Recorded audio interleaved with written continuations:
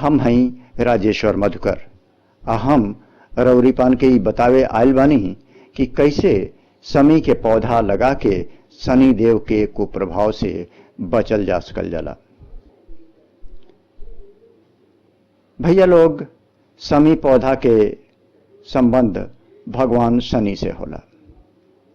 समी के पौधा भगवान शिव और शनि दोनों के बहुत प्रिय है। शनिवार के घर में समी के पौधा लगौले से शनि देव के कुदृष्टि और 7.5 से मुक्ति मिलेले। ज्योतिष शास्त्र के अनुसार पौधा में देवी देवता के वास होला। यही वजह से हिंदू धर्म में बहुत सारा पौधा के पूजा कैले के परंपरा होला।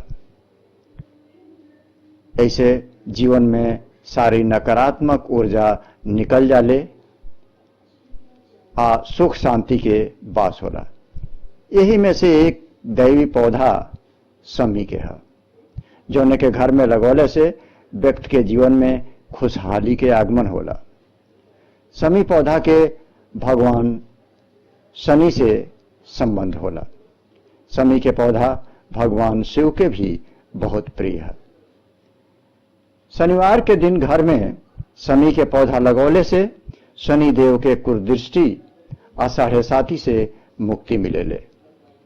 आई आज हम ये पौधा के बारे में जानत बानी कि शनि दोष से बचले खातिर कौन कौन उपाय ये पौधा के लेके कइल जा सकल जाला।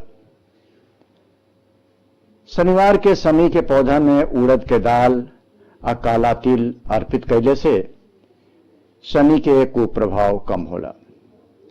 शनिवार के दिन समी के पौधा लगौले से जीवन में कबहू धन के कमी नहीं आवेले। इससे शनि दोष से छुटकारा मिलेला। शनिवार के समी के पौधा लगौले से घर में नकारात्मक ऊर्जा कम हो जाला, जोना से घर के सदस्यन में आपस में मेल मोहब्बत बनल रहेला।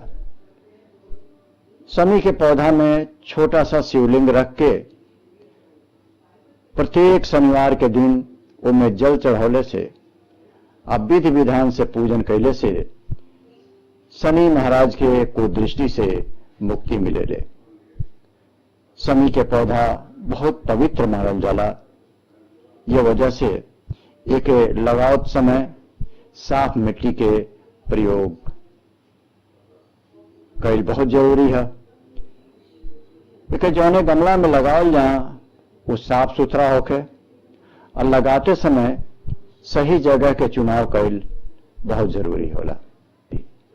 एक ऐसे जगह लगाव चाहिए जहां पर कोनो व्यक्ति न थूके और न गंदगी फैलावे। तो ई रहल समी पौधा के बारे में जानकारी। हम फिर आए पेड़ पौधन के बारे में कोनो नया जानकारी लेके। तब तक के लिए अपने दोस्त राजेश्वर मधुकर के आज्ञा दें। नमस्कार।